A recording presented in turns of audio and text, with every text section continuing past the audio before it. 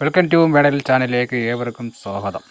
സുഹൃത്തുക്കളെ, ഇന്ന് നമ്മൾ പരിചയപ്പെടാൻ പോകുന്നത് റാഹിൻ ഫ്രൂട്ട് എങ്ങനെ പ്ലാന്റ് ചെയ്യാം എന്നതാണ്. ഇത് ഞാൻ ഒരു 3 വർഷം മുമ്പ് ചുമ്മാ നട്ട് ഒരു കമ്പി കെട്ടി വെച്ചിരുന്നതാണ്. ഇത് അത്യാവശ്യം പ്ലാന്റ് ചെയ്യണമെന്ന് പറഞ്ഞു കഴിഞ്ഞാൽ ചൂടുള്ള ഭാഗം, ഏറ്റവും കൂടുതൽ ചൂട് കിട്ടുന്ന ഭാഗത്താണ് നമ്മുടെ വീട്ടിൻ്റെ ഏതെങ്കിലും ഒരു സൈഡിൽ നല്ല ഭാഗം കാണുമല്ലോ, അവിടെ നമ്മളിത് നട്ട് പിടിപ്പിക്കുകയാണ് ചെയ്യുന്നത്. ചിലർ ചോദിക്കാറുണ്ട്, ഞങ്ങളുടെ വീട്ടിലിത് എത്ര നട്ടാലും കിളിക്കത്തില്ലെന്ന് പറയുന്നുണ്ട്. അതിന് നമ്മുടെ വീടിൻ്റെ ഏതെങ്കിലും സൈഡിൽ ചൂടുള്ള ഭാഗങ്ങൾ കാണും, വെയിൽ ഏറ്റവും കൂടുതൽ അടിക്കുന്ന ഭാഗം, അവിടെ ഇത് നട്ടു വെക്കുക. ഇതിന് അത്യാവശ്യം നല്ല വളങ്ങളും അതങ്ങളും ചപ്പമൊന്നും പ്രത്യേകിച്ച് വേണമെന്നില്ല. ഞാൻ വലിയ വളങ്ങളൊന്നും വാരിയിടുന്നൊന്നുമില്ല, പരിപാലനമൊക്കെ കുറവാണ്. എല്ലാ വർഷവും ടൈം ആകുമ്പം അതിന് ആവശ്യം പോലെ കായും പൂവും നമുക്ക് കിട്ടാറുണ്ട്. ഇത് തന്നെ ഞാൻ ഇപ്പോൾ ഇതിൻ്റെ തണ്ട് ഏകദേശം ഒരുപാട് പേർക്ക് ഞാൻ ഇത് കൊടുത്ത് പൈസ ആക്കിയിട്ടുണ്ട്. തണ്ട് എനിക്ക് തോന്നുന്നു ഒരു നല്ല കായ് ഉണ്ട്. എനിക്ക് അത്യാവശ്യം നല്ല നല്ല ഇതണക്ക് കിട്ടാറുണ്ട്. നല്ലൊരു പ്ലാന്റാണിത്. ഇതിപ്പോൾ ഞാനിപ്പോൾ ഇത് തന്നെ എനിക്ക് തോന്നുന്നു ഇതിൽ നിന്ന് തന്നെ ഒരു 10,000 മൂട് തന്നെ പലരും നട്ട് കാണും. അതുപോലെ ഞാൻ ഇതിന് തണ്ട് കൊടുത്തിട്ടുണ്ട്. പിന്നെ ഞാൻ വീട്ടിൻ്റെ പല ഭാഗത്തും ഇത് നട്ടിട്ടുമുണ്ട്. ഇത് ചിലവരെ കൊണ്ടുപോയി ഇത് കൊണ്ട് നട്ട് കിളിക്കാതെ ജസ്റ്റ് ഒന്ന് കിളിച്ച് കിട്ടുന്ന താമസമേ ഉള്ളൂ. പടന്ന് ഇത് കായ്ച്ച് തുടങ്ങിക്കഴിഞ്ഞാൽ ഇഷ്ടം പോലെ കായ കിട്ടും. അത്യാവശ്യം ഞാൻ ഇത് ഇപ്പം 2-3 വർഷമായി ഇത് കായ എടുത്ത്. ഇതിപ്പോൾ ഞാൻ അന്നുകൊണ്ട് ചുമ്മാ വെച്ചത്.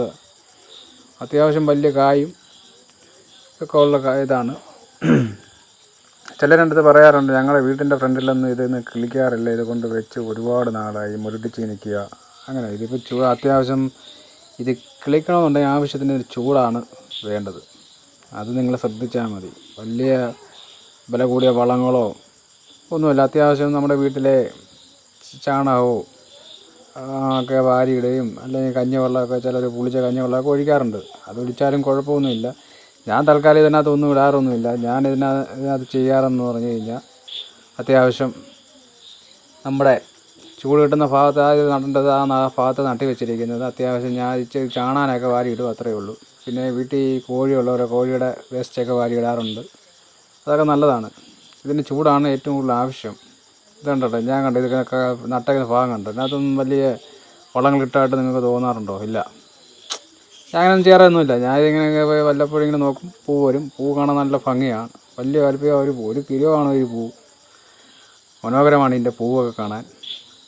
അത്യാവശ്യം വലിപ്പമുള്ള പൂവും കായൊക്കെയാണ് നമുക്ക് കിട്ടാറുള്ളത്. ഇതിപ്പോൾ ഞാൻ 3 വർഷത്തോളം ഇതിൽ നിന്ന് ആവശ്യത്തിനുള്ള തണ്ട് ഇഷ്ടം പോലെ പേർക്ക് ഞാൻ ഒടിച്ച് കൊടുത്തിട്ടുമുണ്ട്. ഒരുപാട് കൊണ്ട് നട്ട് കിളിച്ചിട്ടുമുണ്ട്. ചില ദർശന മണ്ടലൊക്കെ നട്ട് ചെയ്യാറുണ്ട്. ചില ആദ്യം നടുമ്പോൾ ഒരു ഇത്തിരി ചാണകപ്പൊടിയോ എന്തെങ്കിലുമൊക്കെ ഇട്ട് കൊടുത്തൊന്ന് നട്ട് കൊടുത്താൽ നല്ലത്. അല്ലാതെ നിങ്ങൾ ഡെയിലി വളവോ അങ്ങനെയൊന്നും ഇടണമെന്നില്ല. ഇത് ചുമ്മാ കയറി പിടിച്ചോളും. എൻ്റെ അറിവ്, എൻ്റെ കാര്യമേ ഞാൻ പറയാറുണ്ട്. ഞാൻ ഡെയിലി വളമൊന്നും ഇടാറൊന്നുമില്ല. പിന്നെ ഈ പ്രാവശ്യവും വളമൊന്നും ഇട്ടിട്ടൊന്നുമില്ല. ഇപ്രാവശ്യം മഴയൊക്കെയാണ്. ഇതിപ്പോൾ പൂവാണ്. പൂ ഇങ്ങനെ ഉണ്ടോ, മനോഹരമായ പൂ നല്ല വിരിയുമ്പോഴാണ് ഇതിൻ്റെ വിരിഞ്ഞ ഭംഗിയെന്ന് കാണണം. നല്ല രസമാണ്. അത്യാവശ്യം ഇതൊരു വലുതാവും.